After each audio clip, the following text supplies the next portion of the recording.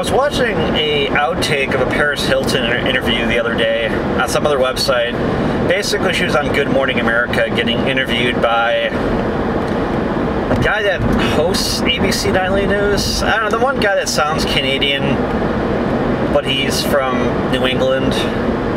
I'm not sure the Anchor's host or whatever, but you know who I'm talking about. Anyways, he was basically asking Paris, so, you think your time has passed? You think the Kardashians have taken your spot in the celebutante universe? And the entire time, she's just like, and he's like, hello, we're doing an interview here. And all I can think about is, that's how hot chicks respond when somebody who's not up to their standards or totally beneath them. You know, some guy who, I don't know, works as a trash collector. Hey Paris, yo, what's up? You're looking hot. Like, it was just funny. I don't know, just like, I mean, it's like you're dealing with like a guy, I know,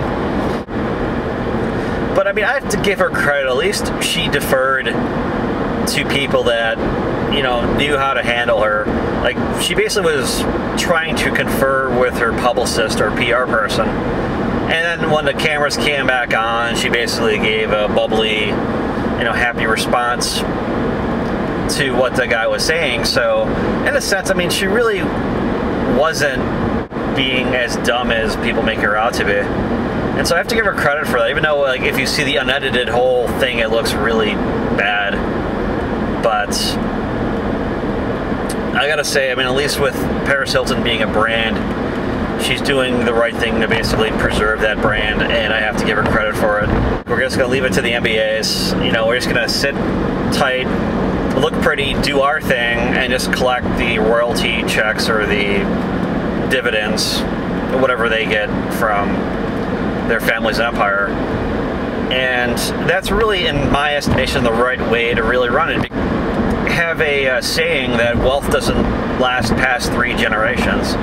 And in a sense, it's so true, because if you have somebody who basically creates something and is a first generation guy to do it, you know, they have the drive, they have the ambition, they have the work ethic. A lot of times the second generation isn't as sharp as the first generation, but at least they remember, hey, you know, when I was a kid and an early teenager, you know, things weren't all that great. You know, we weren't all that wealthy. We had to sacrifice and work, and so they have a point of reference where they know, hey, look, this isn't, you know, the way it is. The third generation thinks that they're born into it. This is the way the world works. You know, I can get whatever I want, and, you know, I deserve it because I was born into it. I mean, prime example, the Winklevosses from the Social Network / Facebook fame. And in a way, I gotta say, if you're gonna do it, Paris is doing it the right way. I mean, say what you want about how she got to be a celebrity in the first place. It's going to be interesting to see what happens if she ever does decide to settle down, if she ever does decide to have kids. It should be really interesting to see what happens there.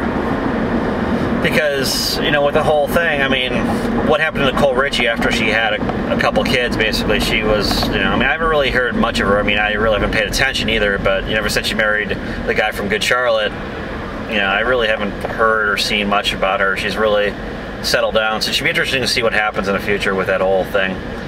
Anyways, I've rambled on long enough, and this camera's been juggled around too much. Anyways, take care. Talk to you later.